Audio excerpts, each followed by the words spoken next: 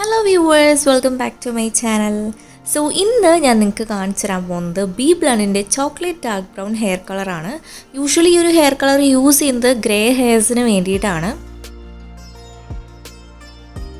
ഓരോ ടൈപ്പ് ഹെയറിലും ഓരോ കളറിലായിരിക്കും ഈ ഒരു കളർ അപ്ലൈ ചെയ്യുന്ന സമയത്ത് ഹെയർ ഉണ്ടാവുക.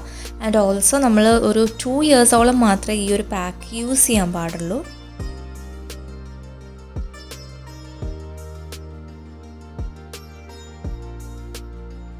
ഈ ഹെയർ കളർ ഒരു 1 വീക്കൊക്കെ ലാസ്റ്റ് ചെയ്യും. ആൻഡ് ഓൾസോ ബെസ്റ്റായിട്ട് പറയാനുള്ളതെന്ന് വെച്ച് കഴിഞ്ഞാൽ അമോണിയ ഫ്രീ ആയിട്ടുള്ളൊരു ഹെയർ കളറാണിത്.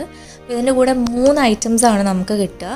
ഒന്ന് ഒരു ഡെവലപ്പറാണ്, ആൻഡ് ഓൾസോ സെക്കൻഡ് വൺ ഒരു കളറൻ്റ് ആണ്, പിന്നെ ഒരു ഷൈനിങ് ടോണർ ഉണ്ട്, ആൻഡ് ഓൾസോ നമുക്ക് ഒരു പ്ലാസ്റ്റിക്കിൻ്റെ ഹാൻഡ് ഗ്ലൗസും കൂടി കിട്ടും.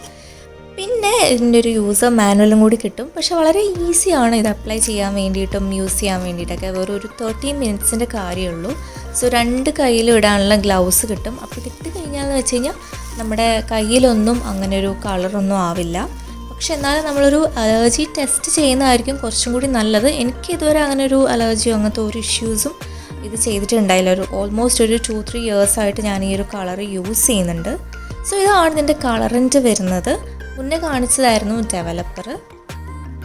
ഡെവലപ്പറും കളറൻറ്റും നമ്മൾ ഈക്വൽ പോർഷനിൽ വേണം എടുക്കാൻ വേണ്ടിയിട്ട്. പിന്നെ ഇത് ഷൈൻ ടോണിക്കാണ്. നമ്മൾ എണ്ണ തേക്കാൻ പാടില്ലല്ലോ ഇത് അപ്ലൈ ചെയ്യുന്ന സമയത്ത്. അപ്പോൾ നമ്മുടെ ഹെയർ ഒന്ന് കുറച്ചും കൂടി ഷൈനി ആയിട്ടിരിക്കാൻ വേണ്ടിയിട്ട്, ഡ്രൈ ആയിട്ടിരിക്കാതെ കുറച്ച് ഷൈനി ആയിട്ടിരിക്കാൻ വേണ്ടിയിട്ടാണ് നമ്മൾ ആ ടോണർ യൂസ് ചെയ്യുന്നത്. ഇപ്പം അത് വേണ്ടാത്തവർക്ക് അത് യൂസ് ചെയ്യണമെന്നില്ല.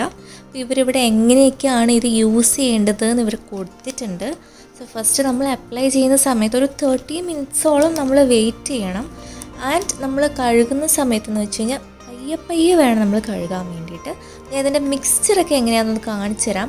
ഫസ്റ്റ് ഞാൻ ഇതിൻ്റെ ഡെവലപ്പറാണ് എടുക്കുന്നത്. ഡെവലപ്പറോ കളറിൻ്റെയോ ഏത് വേണേലും നിങ്ങൾക്ക് ആദ്യമായിട്ട് എടുക്കാം. അപ്പോൾ ഞാനിപ്പോൾ ഡെവലപ്പറാണ് എടുത്തത്. അപ്പോൾ ഈക്വൽ ക്വാണ്ടിറ്റിയിൽ തന്നെ നമ്മളിനി കളറിൻ്റും കൂടി യൂസ് ചെയ്യണം.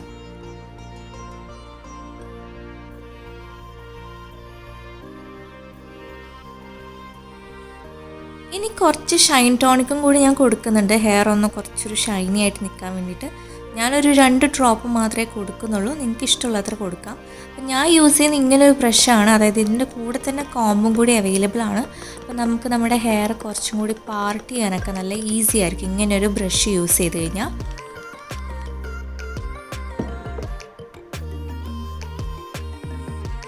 എൻ്റെ ഹെയർ നല്ല ഫ്രണ്ടിലായിട്ട് തന്നെയാണ് ഇങ്ങനെ നരച്ചിരിക്കുന്നത്. സോ നല്ലൊരു വൃത്തികേടാണ് കാണാൻ വേണ്ടിയിട്ട്.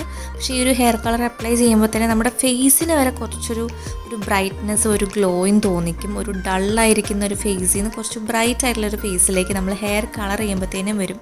ഈ ഒരു ഹെയർ കളറിൻ്റെ പ്രത്യേകത എന്ന് വെച്ച് കഴിഞ്ഞാൽ ഇപ്പം ബ്ലാക്കും ഡാർക്ക് ബ്രൗണും അതുപോലെ ബർഗണ്ടി അങ്ങനെ അല്ലെങ്കിൽ ഒരു വേറെ കളർ ബ്രൗണൊക്കെ അവൈലബിൾ ആണ്. എന്ന് വെച്ച് കഴിഞ്ഞാൽ ഗ്രേ ആയിട്ടുള്ള പോർഷൻ ബ്ലാക്ക് ആയിട്ട് വരും.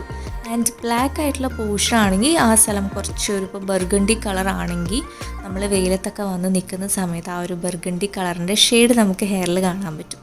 അതേസമയം ഗ്രേ ഹെയർ അത് ബ്ലാക്ക് ആയിട്ട് ഇരിക്കുകയും ചെയ്യും. അതാണ് ഈ ഒരു കളറിൻ്റെ പ്രത്യേകത.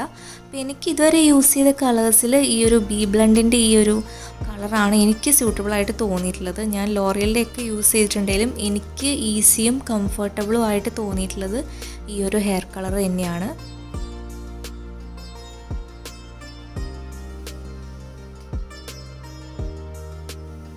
ഗ്ലൗസ് ഇട്ട് ചെയ്യുന്നതായിരിക്കും കുറച്ചും കൂടി നല്ലത്. അപ്പം ഹാൻഡ്സിലൊന്നും ആവാതിരിക്കും. നമ്മുടെ ഹാൻഡ്സിലൊക്കെ ആയിക്കഴിഞ്ഞ് കഴിഞ്ഞാൽ കുറച്ചൊരു വീക്കൊക്കെ കഴിഞ്ഞാലേ ആ ഒരു കളർ പോവുള്ളൂ.